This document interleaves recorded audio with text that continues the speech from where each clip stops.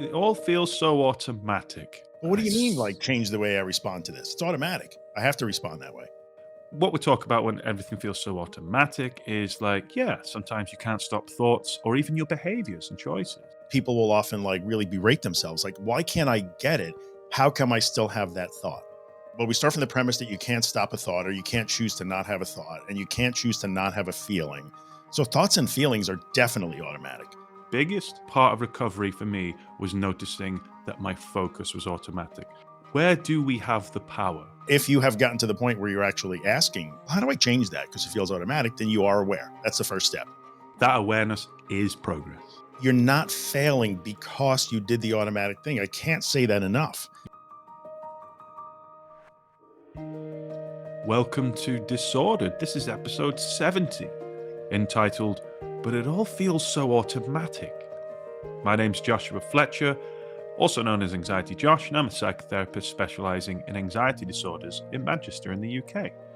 I'm an author, a podcast co-host, and a tall man with weird posture. And I am Drew Linsalata. I am a therapist in training in the US, in New York, with a specialization also in anxiety and anxiety disorders. I got all the same stuff as that guy, but my posture is probably better and I'm not as tall. But also an author, former sufferer, podcaster, educator, psychoeducator, social media dude, you know, the whole thing. Welcome.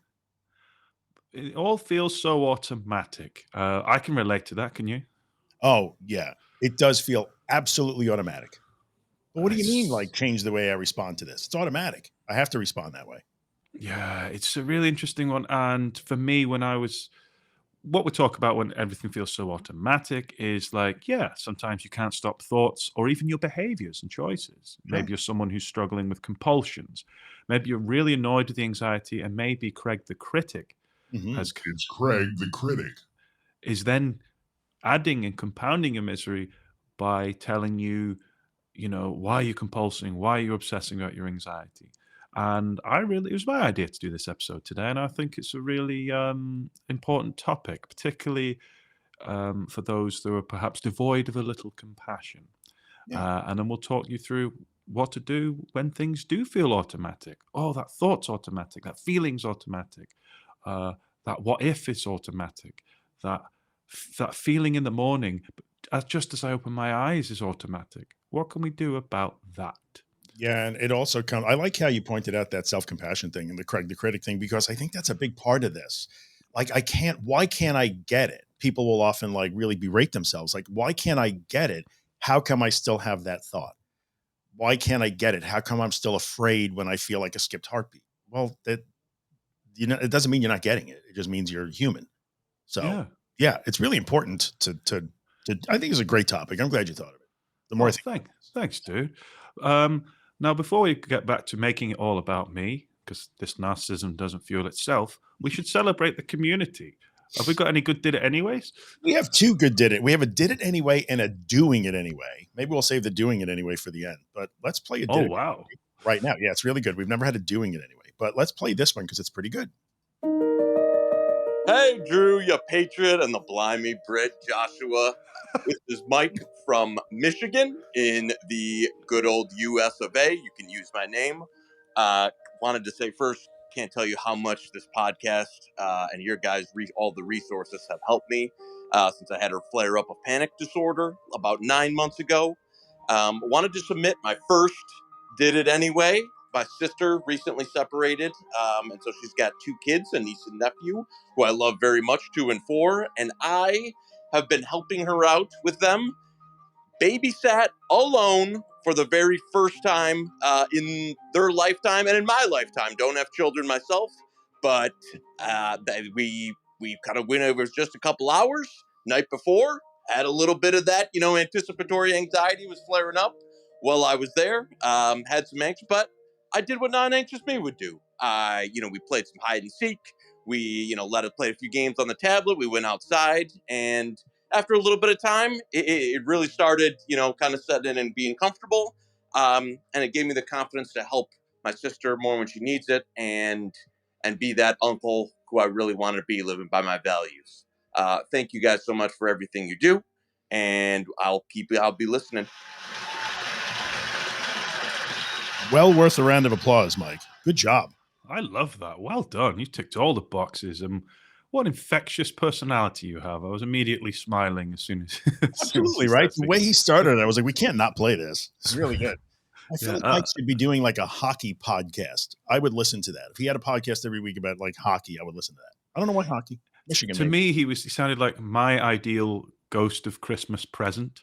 Do you know when Scrooge wakes up on and just Yeah. like the really jolly guy, Yeah. just some guy with some Michigan accent. I love Really good. that. Really good. I love it. And surprisingly, playing hide and go seek is exactly what Josh and I were doing before we hit the record button. So that was just coincidental, I guess. Usually play some games, some Legos, get in the mood. Yeah, no, we usually mess about and agree to meet at a certain time, and none of us have prepped. But there we go. Yeah. Good job, Mike. Thanks for sending it in. Appreciate it, brother. Automatic. Where do we start? Okay. I think where we start is an acknowledgement that it kind of is. I think it is. You can't, well, we start from the premise that you can't stop a thought, or you can't choose to not have a thought, and you can't choose to not have a feeling. So thoughts and feelings are definitely automatic. And I think certain behavioral responses are often automatic. If I have a panic attack during this podcast episode, for the first at least 10 seconds or so, I'm going to do like, I'm going to be startled. I might even get out of my chair, possible. Like, it's automatic. So It, it is 100%. and what you're describing there is that your behavior was automatic. Mhm. So I think it's important to distinguish that yes, sometimes your thoughts can be automatic. Mhm. Don't think of an eagle. Oh, too late. So that can be automatic, but also with our behaviors too. And like Drew said, like where do we have the power when we feel like anxiety, intrusive thoughts, our focus, automatic focus? Honestly, that was so important for me in my recovery, was acknowledging that my focus was automatic, not even the behaviors, not the compulsions. The biggest part of recovery for me was noticing that my focus was automatic. So when I was doing an exposure or doing something scary, I remember one years ago when I got on a bus as part of an exposure, Mm. I noticed before I'd even got to the bus stop, my focus was automatic. It was inwards. I was scanning myself, and that was automatic for me. It was life changing to realize that that was a behavior. And when I metacognitively observed Mhm. that that was an automatic process, which we'll ask our guest next week, by the way. We've got a Mhm. metacognitive therapist coming. But that was massive for me. When I laid in bed and wondered why I couldn't sleep, my focus was automatic. You Yeah. know, when I was on the treadmill and I could feel an ectopic beat, automatic to immediately press slow down. Yeah. And so I think when we talk about things being automatic with anxiety, these are your thoughts. Sometimes they're even your feelings, Yep. your behaviors, and your focus. And a focus and behavior can kind of go under the same umbrella. Well, I mean, we can maybe, and this is probably just an academic debate we could have for hours. Like, it could be that the thoughts are the automatic thing, and then the behavior follows the thoughts. I might get out of my chair if I panic right now because I'm going to have that OMG thought, and that will drive like jumping out of my chair for a second. So who knows? But whether Maybe you the just thought, don't know though. we don't know. It doesn't matter anyway. You It don't doesn't. know because you've got people who pick their skin. You've got Right. people with trichotillomania. That's automatic. Yep. Or 100%. maybe, although actually, maybe now we are in the garden of Epicurus discussing. Maybe actually the thought was there, and I don't know. Right. Answers on a postcard. That's interesting, but it doesn't matter. Doesn't Does it? matter in the end. Right. What does matter? I think what matters, so that awareness, and if you're asking the question, what do I do about automatic thoughts? Then you are aware. Congratulations, you're aware. Like, I know that I'm doing a certain thing, because you hear people like us talk all the time. It's not that you're anxious, it's how you respond to that. It's not the thought that you have, it's how you respond to that. Correct. But my response is automatic. Once you can ask us that question and wonder about this, congratulations, you're aware. The first step is there.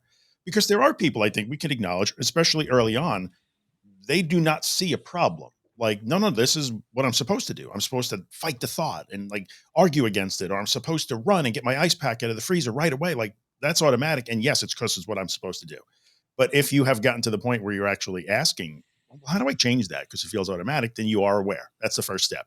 When I know I'm doing it, Can I make a decision at that moment? Because you do have a choice. And this is a tough one because I think it's inherent in everything you hear us say. There is a moment when I am aware that I'm doing that. And now I have a choice to make. It's a tiny little moment, but there is a moment there where now I have a choice to make. Do I want to continue along this path? Does that get me closer to the life I want? Or do I want to change, and get closer to the life I want? So what do I do in that moment? Oh, well, It's that a was big deal. good. It's good that 100%. There is that moment. Don't beat yourself up or listen to Craig the critic Yeah. when you see things are automatic. It's frustrating, Mhm. but you've got to understand your brain. As a result of habit, that's going to happen. Yeah. But when you, step one, are aware of it, oh, look, I'm having an intrusive thought that I need to check all the plugs again.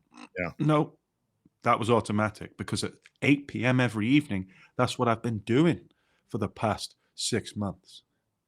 But I've noticed that I'm having that thought and the urge feels automatic, but there is a window, like Drew said, that's where it matters. Yeah. And It's it might even be just putting it off for 30 minutes, yeah. making it different, listen to our episode on habits, neural pathways, etc. But yeah, that window is where all the good stuff happens. Yeah. How do I change that? And I think it's important that being nice to yourself and patient, it is frustrating, but you're not failing because you did the automatic thing. I can't say that enough. Yeah, You know, absolutely. that Yeah, is people. not Yeah, failure. And it doesn't mean that's, oh, my recovery has gone backwards. We hear it all the time with people who maybe you're having a good stretch, which is great. Love it if you guys are having good days, of course. And then maybe their OCD theme kicks back up again. Or I haven't had a panic attack in 2 months and I had one today and now I'm in a setback. It's that audit. Well, why do you think you're in a setback? Oh, because I was so afraid. Okay, but that's mm, automatic. Like that doesn't mean that your recovery just crumbled to nothing. mm. In fact, if you are aware that you reverted to the old habit, then congratulations, you're aware, and now you can do what you got to That do. awareness is so cool, isn't it? It's like when you feel helpless and you feel like you're not making progress. Right. Yeah, that awareness is progress. That's exactly right. In Yeah, fact, it might be the biggest part of progress. yeah. Just being aware of it is Yep. super cool. Like you've stepped out of the snow globe and you look back. I use this analogy Mm, months and months and months ago, and you're looking in. That is step one. You need to see what you're doing there and do it compassionately as well, yeah. particularly if you're someone who struggles with, horrid intrusive thoughts about violence and sex and stuff like that. They will be automatic because of habit. The Yeah. thoughts don't mean anything about you. Just be aware of them. I'm aware I'm having this really troublesome thought that is causing me discomfort. Yeah. Well done. Step one, you were aware of it. Don't start looking into the symbolism of what that intrusive thought means about you because that's rumination. And we Yeah. don't like rumination on this podcast, do we? No, we do not. It's our least favorite thing. And then you can't get stuck in that narrative of like, well, how do I stop that from happening? You don't. We're not Mm, trying to stop it from happening. So that mm. leads you down that rabbit hole that has no end, where there's no good outcome for you because all you care about is I got to stop getting into this state. Well, no, you actually have to work on how you get out of that state. You don't have to stop getting into it. You have to just drive in a different direction when you're in it. So that's really important. I think that the fact that there is choice, I don't know what your thoughts on this, but I often get, that sort of like dog shaking their head thing, like, wait, what are you saying here? Like, how could there be choice? What do you mean I have a choice? So cute when Strudel does that. Right? Like that. That's one of the best things that dogs do. I don't think I understand you, so I'm just going to tilt my head to the side What? when really I'm judging you hard, owner. But like, okay. But I think it's that thing where I, I don't believe there's a choice because even if I'm aware, says the anxious person or the frightened person, it's okay to admit you're frightened. That's okay. We all get scared. I can't. How can I have a choice? I don't understand.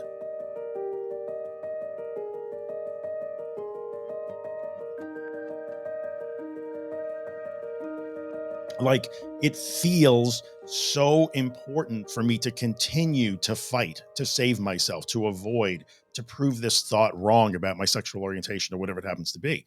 How can I have a choice to not I don't understand. What choice do I have? How can I not do that? You've always got your choice to turn your back on it, Right. you know, um, and just go with the risk. You know, anxiety will always convince you that whatever the thought or situation is, it's high stakes. Yeah.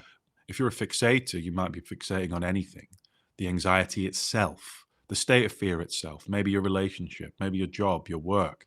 If you've got GAD, there could be a multitude of things. Um, but you've always got the choice to turn your back on it. Yeah. And Even it's when going to it's feel uncomfortable, that. but deep down, you can turn your back on it. Yeah, you mentioned the word risk. I think that's so important because when you decide, like, okay, this is, and this all happens in milliseconds, but there's an amazing amount of thinking that can happen in a half a second in the human brain. Like this is that moment that Josh and Drew were talking about on the podcast. Here's my choice moment, but it feels so risky. It feels like such a risk to But my not. leg's twitching. I've got a Right, headache. The right. symptom's new. I can't turn my back on this. Or like, but this is thoughts about my kids. Of course, I should follow the rumination train for the next 6 hours and make myself crazy. That's important. My kids are important. So it's that emotion that comes along with it, where you get fused with the thought, is going to try and no, no, no, no, no. You don't turn your back on this. This Mm. feels, I can't tell the difference. I'm fused, so I can't tell the difference between thinking about danger and danger in this moment. What have you noticed? Automatic thoughts are always about, air quotes, important things to Sure, you. sure. So they'll always have some link to it, Yep. with either directly about your values or intricately linked to your values. Um, no one has intrusive thoughts about, you know what, I get honey mustard mayonnaise instead of standard mayonnaise? No, because it's an inane thought. It doesn't mean anything, Right. you know. Um, but it's always about stuff like anxiety, um, feeling vulnerable, catastrophe around the corner, death, collapsing, hearts exploding, not being there for your kids, something happening to your kids, something Mhm. to do with your sexual orientation, something to do with breaking the law, losing control, throwing yourself off a bridge, fainting, going crazy, derealization, Mm. what's going on. It's always an automatic thought to do with something that's high stakes. And that's when another layer of metacognitive awareness you can do, be like, no wonder this feels automatic because my threat response, our mate, amygdala, is going there, because it could be a threat. Yeah. Amygdala. Love that guy. It's my friend. Listen to that at night when it's just dark, 3 a.m. No, I'm kidding. Because it's funny because then there's a bias. There's an attentional bias too. So like I know when we have Rhiannon on talking about MCT, she's going to talk about this. I know, like because the thought is about a topic that is important to me. It speaks to my values. It speaks to my identity. Whatever. There's an emotion that comes with that, and now I notice that thought more. So when, for instance, if you follow sports at all, or let's talk about, the Euros are going on right now, right? So like England, good job, guys are in the semis, but like, oh, we're not playing well. We're not playing well. And I'm following a little bit. Josh is teaching me the game. It's cool. And like, oh, well, we should fire our manager because we play terrible football. Says, you know, you're asking for a guy to lose his job, right? That's a pretty big deal. You're a good person. Like, I'm sure all these people are good people, but they want that guy fired because the team is playing boring, horrible football. But that thought doesn't threaten you. So you might think 8 times a day on the day of a match that Gareth Southgate has to go. But so what? You might think that 10, 11, 12, 15 times, especially if the beer is flowing in the street, right? But if you think about harm coming to your kids, now you notice that one more. And that thought might come also 10, 15 times a day, but that one is important. So your brain is making thoughts that Mm. don't match you all day long, just that the ones that really don't match you get all your attention. That's But it's attention. like it's amplified, isn't it, by Yes, both the amygdala and Craig the critic. So absolutely. when you've got thoughts about, I don't know, your kids or being a parent or something that's valuable to you, Yeah. people, relationship, OCD, whatever. Yes, that thought is the same as I can't stand Gareth Southgate, Right. whatever. Right. But imagine stood there and then suddenly out of the bushes comes Craig the critic with a Craig megaphone. the critic. Sorry. And he puts it in front of your voice, and then the amygdala comes out and puts a megaphone in front of that megaphone. Yeah.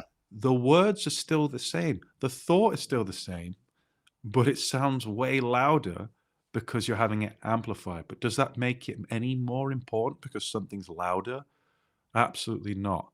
It also reminds me of that scene from The Simpsons where Bart puts like 50 megaphones attached to each other, It's and good. then and like a fly or something flies, just smashes every window in Springfield.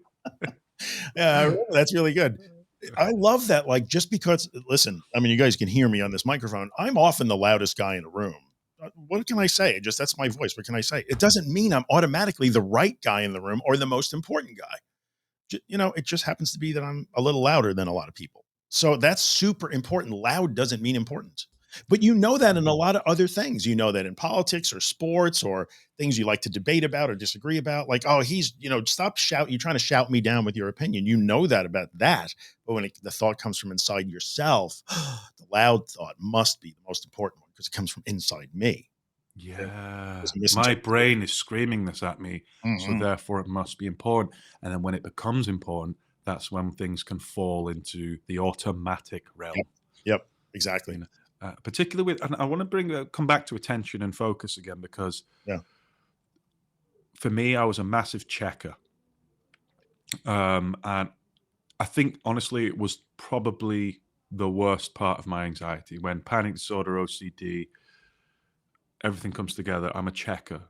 So I'd fixate and I'd check, and it was so automatic. I'm talking second after second after second after second, like relentless. And then I was then metacognitively aware I was doing it, but then I wasn't compassionate to myself. So I'm like, I can't stop this checking. I feel hopeless. It's automatic. I check 30 times a minute. Mhm.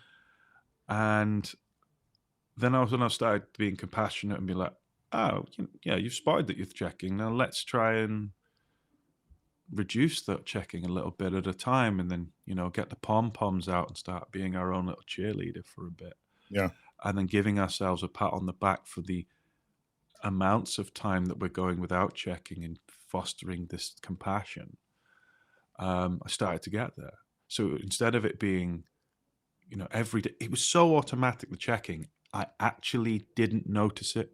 I just thought that was me existing. Mhm. But when you really, really think about, like, just observe your brain all day and where your focus is going, it was, if I had to put it on a pie chart, I would say about 50% of my entire waking day Mhm.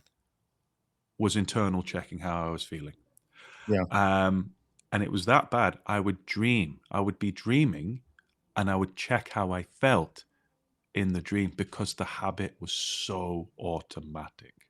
Yeah. And I didn't realize how prevalent it was because of automatic checking. Don't get me wrong, and the thoughts were this automatic too. Mhm. Waking up, automatic. How do I feel? This isn't going to go away. I'm broken. What if I panic? What if I'm crazy? Whatever. But we always have control of our behavior, and that was the way out. Yeah, it's interesting because I think checking is a good example too. Like people ask me that all the time. But how did Josh stop checking? How did you stop checking? Really and truly, I would argue that well, you didn't really stop checking. You just stopped rechecking. So when your brain asks the question, "How am I?" You can't stop it from asking Yeah. that question. I think people are like, "But I need to stop the checking." No, no, no, no, no. When your brain asks, "How am I doing?" The answer is, "I don't know," or "I'm not answering that." Do We you know don't what? need to ask that question.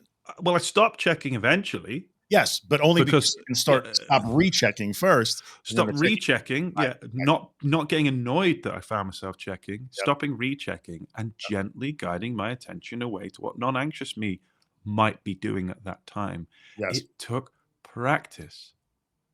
Didn't take long, and you get on the. I don't know if you ever had this, Drew, but you get on you get the momentum going. yes, yes, And I'm like, definitely. and then like a few days later, when maybe I've had a lack of sleep and Mhm, things are stressful at work, I might fall back into that automatic checking a bit more. mhm. That's where I've got to be super kind to myself. It's like, nope, my stress jug is full, so no wonder my threat response is a bit more gnarly and annoying today. Doesn't mean I'm failing. Craig the critic can shut up. Mhm.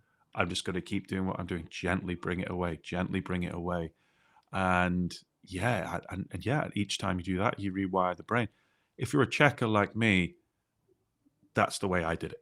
Yeah, and I think what you're learning over time, these are general things. Because I know a lot of people, if you're listening, you say, yeah, but what about when my automatic thing is this or that, my automatic behavior is that? Okay. So if you notice that you're doing it and you change that behavior, or you decide to walk away from the rumination, you still hear it. Like it's still there. The thoughts are still there. The symptoms are still there, but I'm going to kind of zoom out from this problem, try and look around the edges of that problem. And what else can I see? And what else can I engage with? Okay, cool. Yes. Yeah. Yes. That's what yeah, that's such a Yeah. good way of putting it. So that's That's what what I did. Zoom out. What else is going on? I'm right. not trying to get rid of it, but Correct. what would I like to be more important? Yeah, that was it. What would I like to be more important than this? Yeah, exactly. And in that moment, if you think about that experience as like a painting on a wall, it's still the painting in the center of your view. That's true. Over time, it starts to move to the periphery and like it's still there. And really, what you're learning is not how to stop. You're just learning how to make that less important. And then over time, the automatic feels less automatic because it starts to calm down. And this is super important. It's not because you actually learned to answer the question that your brain is asking you, it's that you taught it that it never had to ask that question to begin with. So I think that's so important that people are just in that Oh, like, okay, so what do I learned that it's okay to have a racing heart? No, you actually learned that you never had to ask about your racing heart to begin with. It's a moot point, the pointless question. that was yeah. I love that. I was on a podcast the other day, giving an analogy and about like you can't stop things that are automatic, but you can teach the brain that they're just not important. Right. Particularly when you're thinking of irritants or triggers. So like I use the analogy of being in the restaurant. Now this has actually happened to me back when I was really anxious, agoraphobic many years ago. I'd sit in a restaurant and be really sensitive to the lights, the sounds, the clanging, the chatting, the laughing, the whatever, Mm. all the sounds of a busy restaurant. Now I've got scenes from a restaurant in my head by Billy Joel. Anyway, and Great song. yeah, it is a good song. Mm.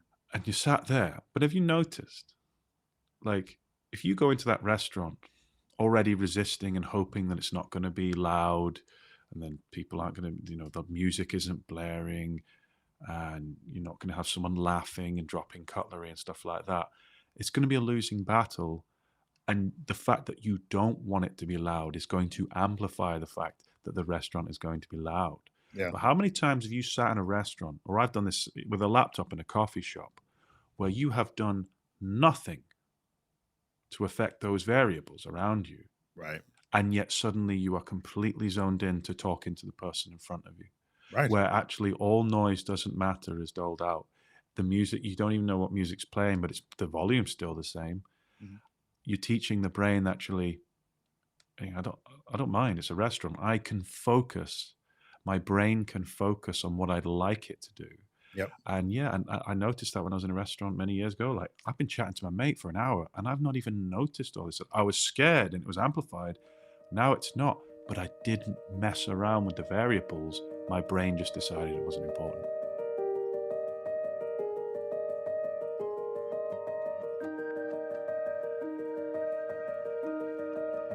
That's the key. That's one of the keys to me to recovery is right there.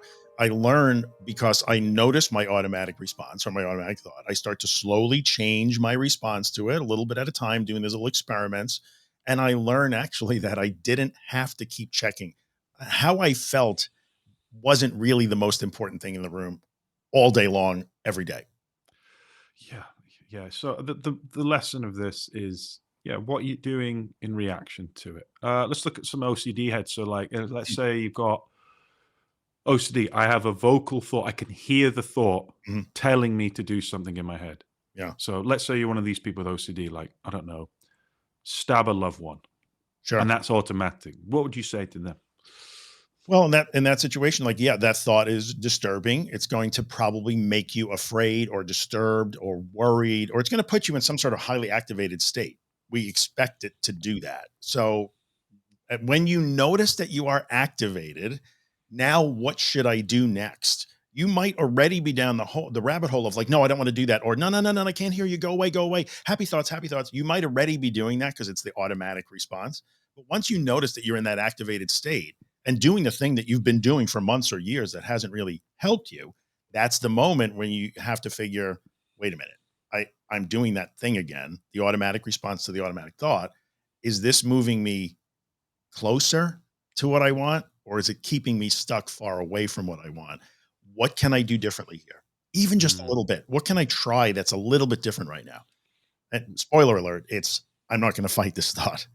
Turn your back on it. Right. I'm going to have to let it be there. And you might only be able to do that for a few seconds because it feels so dangerous, but that counts. Yeah. That's a change. Yeah. Or the one that I've often used in my books and stuff was stole this off a client years ago. It was like, I went for a drive with my anxiety today and it was making me do automatic things. But you know what? Instead of allowing it to sit up front, I just threw it in the back. It was Yeah. allowed to come with me, but it's not up front messing with my dials and putting on its own music and stuff. No, it can just whine in the back because my focus is at the front. Yeah. And because I'm driving and because I'm driven, I want to look after myself. I'm not going to keep turning around, looking at it, checking on it. Yeah. I know it's there. I can hear it. It's irritating, but I'm facing forward and I'm listening to my own radio station. And I was like, damn. It's pretty good, right? I love that. Client just came in and I was like, damn, that's good. That's really good. Yeah, Yeah. exactly. It is really good. So much of the automaticness. Is that a word? I think I just invented that. Automaticness. It is now. We make our own words. That's totally fine. Hello, Merriam-Webster. Put it in there because we decided it's a word. But I think the automaticness kind of comes from the idea that it's the most important thing. So therefore, it's the only thing in your view for a minute. If you think about like physically viewing the world, sure, or just experiencing the world, whatever it happens to be like, suddenly in that second, you are zoomed right up to this thing, and it is the only thing you can see because it's right up against your eyes, your face. And so that makes it feel like this is automatic and irresistible, and I must follow it. Yep. That's why it feels that way. But what if you back away from it? Back away from it. Another one as well, if you're an automatic checker, I mean, how many people listening to this must always check for their anxiety, not to see if it's there, to see if it's not there. Right. Right. And you're checking, oh, it's not there. I'm happy. Checking, oh, it's not there. I'm happy. That automatic behavior is one you must stop. Because if you check to see if your anxiety is there, and then you're like delighted because it's not there, what are you signaling to the brain? Well, we can't have it. I hope it doesn't come back. Make sure it doesn't come back. I can't have that. It's not permissible. Yeah, exactly. And so it makes it more important. That was a big one for me too. Yep. Not only checking to see if the anxiety there, it was so automatic, the behavior and the fear-driven behavior of anxiety itself, that I would check to see if it wasn't there, even when I was feeling great. Yeah. Now, that's the most phobic behavior ever, even when you're feeling calm. Yeah. And it was automatic. I didn't need to do it. That was a big one in my recovery, that noticing even when I was calm, I'm still checking for it. It's like, there ain't no monsters under the bed. Stop checking, Josh.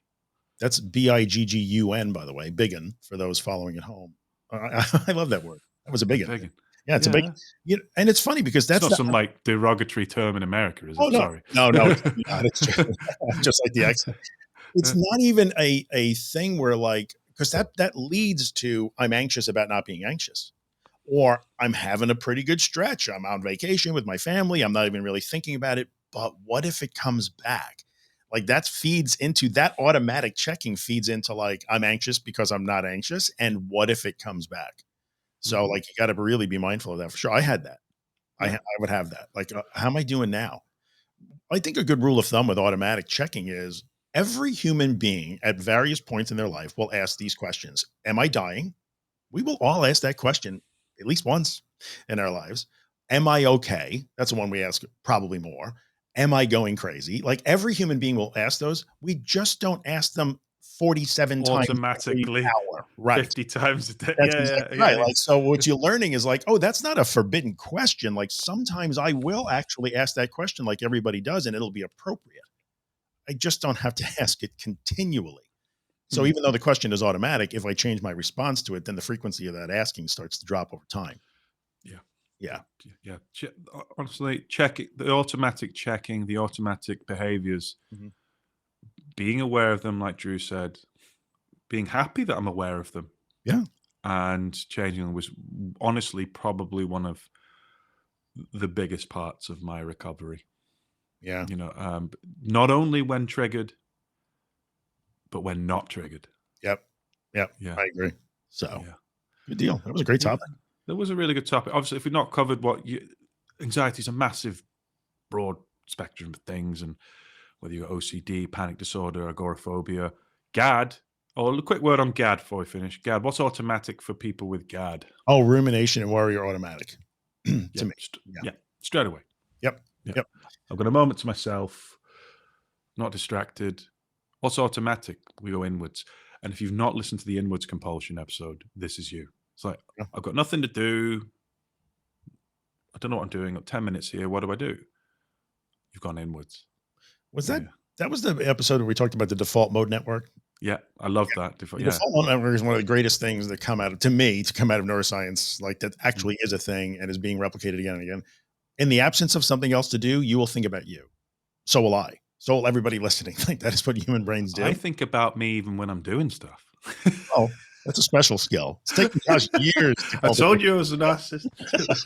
Narcissism doesn't come by itself, man. That's great.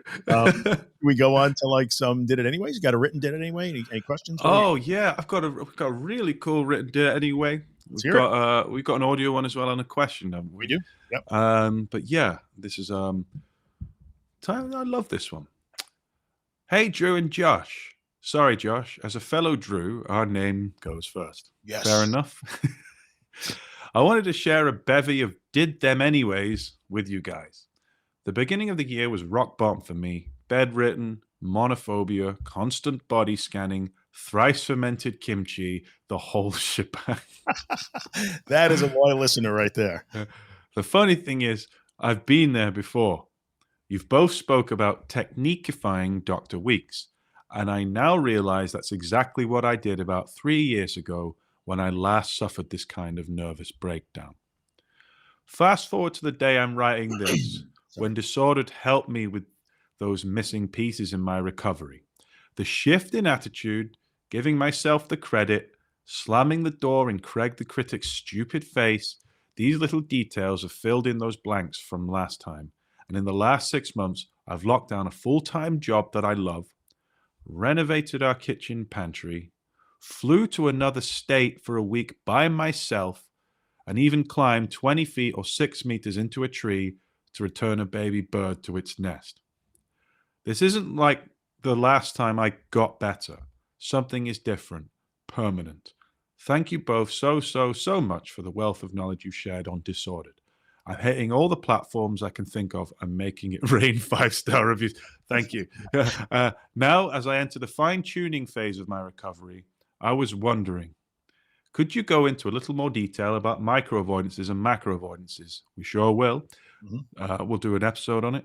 I'd love to understand the distinction a little more and to better recognize when I'm avoiding something versus when I just plain don't feel like doing something.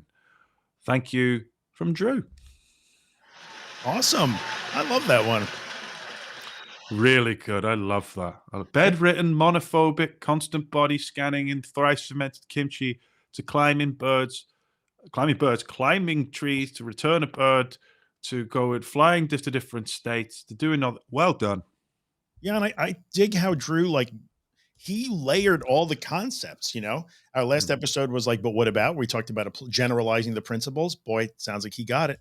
Right. So he was applying the principles as he got them, and look where he got them. Listening to the principles, and well done. And I'm glad you feel that sense of permanence as well. Yeah. We got any more? We do. We have an audio did it anyway. This is not a did it anyway. This is a doing it anyway. So let's check it out. Hey guys. So I know we're always used to saying we're giving these we did it anyways, but I just wanted to send you this from my brother-in-law's wedding. This is the first event I've attended that's got about 300 people at it, and panicking all day and in my head and anxiety, you know, the usual. And it kind of hit me harder today, but I didn't did it, but I'm definitely doing it. And I'm here, and as much as I wanted to run, as much as I wanted to hide, I'm facing it and I'm dealing with it, and it actually feels really great right now. And just wanted to say thank you so much for you guys for everything you've done on this year-long journey of trying to get myself back. I appreciate it, guys. Thank you. Oh my goodness. Doing it anyway. That was really good. Lane, brother, congrats. That's amazing. Well done, Lane. What a nice guy. He also left me a really lovely review of my book months back. And I really appreciate that. What a really nice guy. Keep going, man. Keep building on it. When is the last time you heard somebody say, I love that it was in the middle of it too. You hear the sounds of the wedding in the background and everything. Yeah. Panicking, freaking out, wanting to run. And then in the same message, not 10 seconds later, and it feels really good. How's that for a paradox? Yeah. This is Love what it. we got. This is the deal we got. You do chase that high at the end of it as well. There's a high at the end of it. At the end of that event, that's that superhero, like I'm a world beater now. So good, man. We do have a question. We'll see if we can answer this question. This came in this morning from Instagram. Thank you to the question sender inner. I don't want to use your name because you didn't say it could. Can you explain the difference between thought stopping / controlling and distraction / ABR? Anything but rumination. I have GAD and I get caught up between these two when working out what to do with my thoughts. Should I experience them or turn away from them? What do you think? I think you utilize your focus. So for me, it's a good question, but you utilize your focus. You never thought stop. That doesn't work. Right. So I immediately disregard thought stopping. You don't stop thoughts, but your thoughts will move on with your focus. Mhm. If I stare at a tree and then suddenly stare at a rhinoceros, my thoughts are just going to change in nature. Yeah. They really are. It depends. If I stare at a movie or I stare at a video game, my thoughts are going to change in nature. When I stare at a loved one, there's a lot of staring here, isn't there? There When I is. stare at strangers in public, my thoughts are going to change.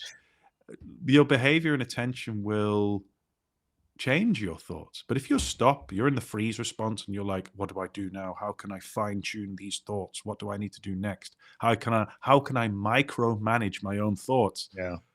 That's stopping, resisting, compulsing, and you're not going anywhere. So go with your attention. If it's inwards and you're doing the inwards compulsion, then any behavior within that inwards compulsion is not going to help. That's true. This is so typical GAD. Like, what should I do with these thoughts? I have to evaluate the thought and see what I have to do with it. Should I experience them or try to turn away from them? If you are actually asking that question about a thought, what should I do with this thought? Then congratulations, you're already experiencing it. So you're good. Like, even if you turn away from it, the assumption in that question would be that if I turn away from it, it goes away and therefore I'm not experiencing it. That's not true. I can turn away from it and it's still going to be there. I don't know anybody who's developed a technique where they decide to go back to make a peanut butter sandwich and their intrusive thought just magically disappears. It's still there looking over your shoulder. So you will still experience it. You've already experienced it. Don't worry about that. Yeah, I've got the intrusive thought, I've got the thought, but I'm going to try and give most of my attention to making a peanut butter sandwich. Yeah, you've already because I can do both. That's the control. You can do both, even with the thoughts there. Yeah, exactly. Drop the resistance. Like, all right, if the thought wants to be, that's fine. But I'm gonna focus on doing this as best as I can, and again, and stopping the checking that thought. The only thing I would add to that is there's maybe a misinterpretation of the word experience. I have to experience a thought as if you have to stop and sit and marinate in that thought if I don't do that, am I avoiding it? No, you're feeling it no matter what you do. So don't worry about that. Yeah. Oh, that's so important, isn't it? If I stop and rest and I'm I'm not avoiding no, you're going to feel it anyway. It doesn't matter what your body's doing. You could be doing a headstand. You could be jogging. It don't matter. Not to like shamelessly cross promote podcast, but last week's episode of my other podcast, The Anxious Truth, is about this. It's called, sitting with anxiety. Do you have to actually just stop and sit and letting it fully go through all of your cells? No, not necessarily. How dare you promote your own stuff on this podcast? I have some nerve, don't I? Well, you're sitting there staring at all these crazy, creepy things. I can promote my own podcast too. You can promote all you want, dude. Promote all you want, man. Promote all you Speaking want. of promotion, you've written a book not too long ago, right? No, they're bored of that. They know it. They know it. I tried. That's nice. Very kind of you. It's fine. No worries. It's sold 12,000 copies in the UK, though. Thank you. Pretty good. Doing all right. Right. Yeah, we'll see you next week with a guest, Rhiannon, on where we talk about MCT for anxiety disorders. I'm really excited for it. I trained with Rhiannon personally at university as well. She's a good egg. I can't wait to hear what she has to say. I love having good eggs on the podcast. Always makes a better day. Yeah, instead of two rotten ones. Absolutely. Thanks for coming by, guys. If you have a minute, maybe go leave us a review somewhere or like a rating or something, especially from the US, and we got to trounce the Brits, take the lead. And anyway, if you want to send us voicemail or ask questions or send us email, go to disorder.fm. Thanks for hanging out with us. We'll see you next week. See you later.